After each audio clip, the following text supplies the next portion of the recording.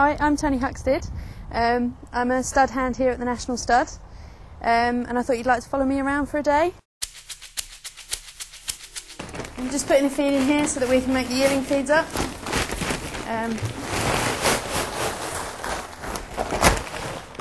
Usually take about 3 or 4 bags a day. The first one was a mix which contains everything, all the vitamins and minerals that they need to grow and exercise. Then there's a rice bran, which is basically an extra energy, and we give them, this is an alpha supplement. It's basically a grass supplement that keeps them healthy. A thoroughbred yearling is a horse that is usually about 18 months old. Then they start to begin a 10-week prep. Basically, we put them up and get them fit and well to sell them at the sales. And these guys that we're doing at the moment are being sold at October Tattersalls. So that's a yearling. The feed that we feed them is really well selected. Only the best goes into the feed. We know exactly what they're getting is all goodness, and there's nothing bad in there that could affect our horses anyway, because they are valuable animals. A normal horse probably wouldn't do the types of work that a racehorse would do, because a racehorse's work is very intensive. So we feed them exact amounts for the exact amounts of work that they do, just to keep them fit and healthy and being able to do the job that they were bred to do. Whereas a normal horse would probably just be out in the field munching grass quite happily. Okay, we've just made the feeds up for this evening, the late feeds, and for tomorrow morning. And we're just going to go off and poultice a couple of poorly feet and bandage a poorly leg.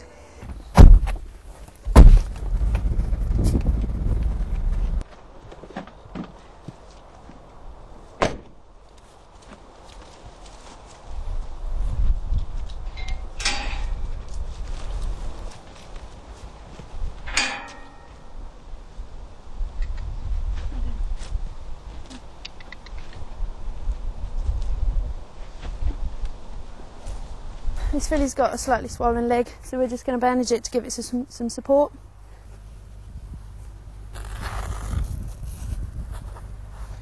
Okay, that's the bandage on. This is just a little trick.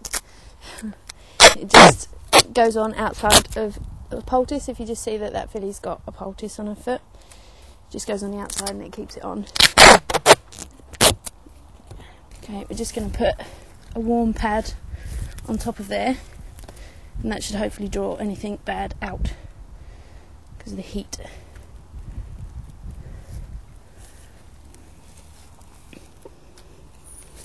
That's a good girl. Good girl.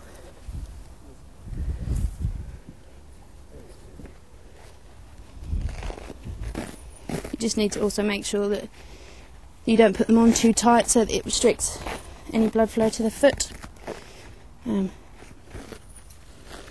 This stuff's quite stretchy. You should keep it on nicely.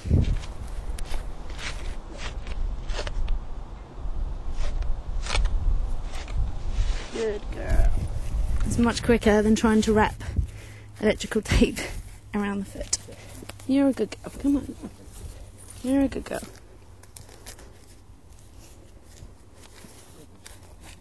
Okay. Good girl.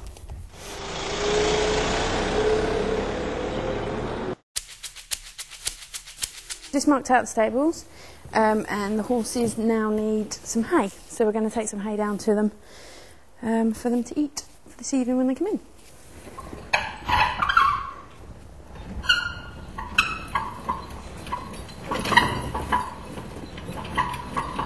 Well, the straw is compacted into bales, so when we put it into the bed it's quite compacted, so you just need to shake it up just to give a nice bedding so that they don't hurt themselves on the concrete, because these are concrete boxes.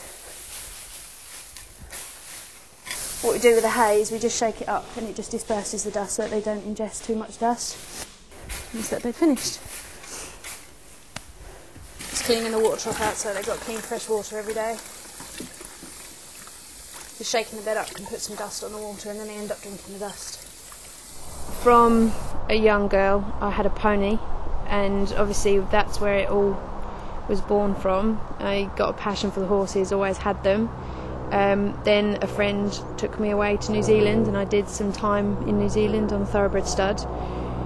I came home and went in to work for an insurance company in London, and it was sat behind a desk with a window for light. That was about it.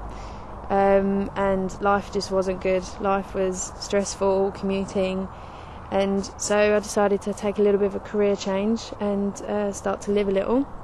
So I came to Newmarket and did the diploma course at the National Stud to get some experience, and I got plenty of that when I did the diploma. I got plenty of knowledge, which was brilliant. I stayed on at the stud to do a yearling season, and it's just wrapped the whole year up. Okay, we're just going to take this filly for a bath because she's off to the sales tomorrow.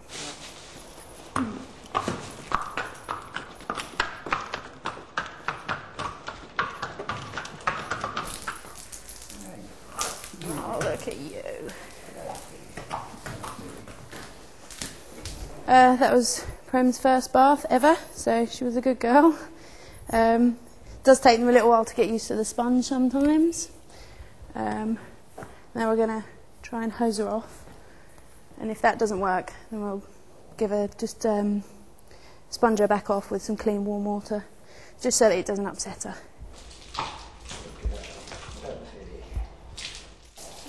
Because she is a youngster, Rob's using a very mellow tone with her, because they do really recognise your voice. So if you keep a nice tone, move very slowly, it's hopefully going to keep them calm, and then they understand that this isn't a bad experience, and it will just hopefully keep them calm.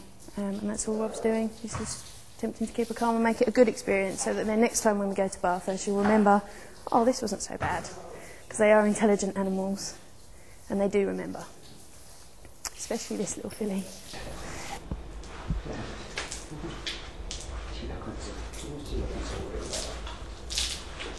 This is just a conditioning spray. It'll just bring the shine out on her coat a little bit more.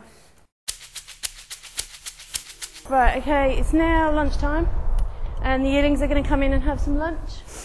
Come on then. We just tape these boots on, just so that they don't bite them off, because they have young horses have a tendency to chew everything. So we just tape them on so you can't chew them off. Come on then, girlie.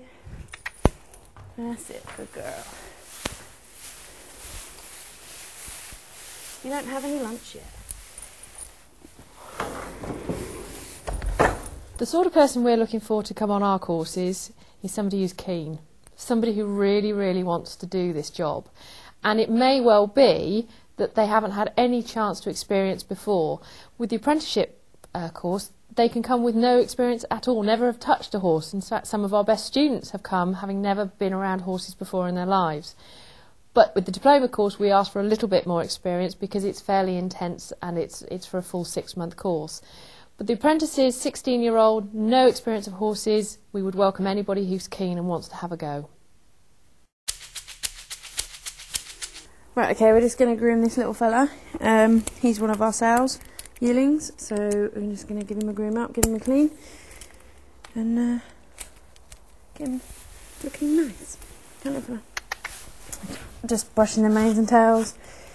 Obviously this guy's been out and had a bit of a roll, so he's got some mud on him, so we'll just get that off. With the National Stud being in Newmarket's such a nice place. Everybody's horsey folk. It's completely different to the surroundings in London. Obviously London's very busy, very hectic. Everybody's rushing about, but in Newmarket it's just so relaxed. There's countryside everywhere, it's very quiet, very relaxing, which reflects sort of how my life is now. So horses is a relaxing type of life. It's currently out of the season at the moment, but the foaling season will start around from about end of December, beginning of January. All the foals start being born in January, and that's when it starts to get incredibly busy. You get heavy mares in and they start to foal down, and obviously then you have two to look after. We can have anything up to 300 mares on the stud. Then our diploma students come in and start to get their experience with foaling, and obviously it helps us with the volume of work, because there's lots and lots of mucking out, lots and lots of moving mares and foals about, looking after them. So there's lots to do. It does get very, very busy and very, very long hours in the season, but it's still very rewarding to see the foals go from birth all the way up and healthy. It's good. When Tony came for interview, she was one of the people who stuck immediately in our memory. She was very enthusiastic, very keen. Her interview, she just overbubbled with what she wanted to do, and she has continued to do that through the entire course. She's been a delight to have on the course, and because she was such a strong student, when we interviewed for diploma students to stay on to do yearling handwork, she was certainly top of the list, and we gave her one of the jobs that was available. Okay, we're just here with these fillies. We're going to take a bandage off of the grey filly. She's got a bit of a swollen leg, so we're going to take it off now so that during the night, if it comes off or comes loose, she doesn't panic and then run around the paddock and possibly damaging herself any further. So we're just going to whip it off now. The only thing I don't really like about the job is the winter mornings when your feet are cold and your hands are cold, but you still have to get up and go and do it. But there's always something in you that drives you to get up and do it. The things I love about this job is, I mean, in the foaling season, obviously you're bringing life into the world, and that's amazing in itself. But you coming to work and you doing those jobs and you doing what you do every day makes a difference to those horses, and you can see it in them every day. And it's satisfaction, job satisfaction completely. That's what I love. I really hope you've enjoyed following me around today on the stud. If you do decide to come into this industry, I can guarantee you'll have a great time.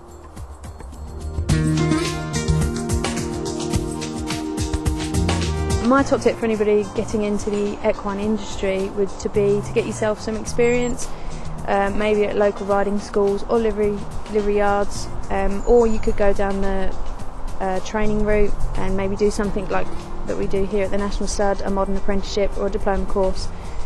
You don't need a great deal of experience, you just need the willingness to learn and succeed.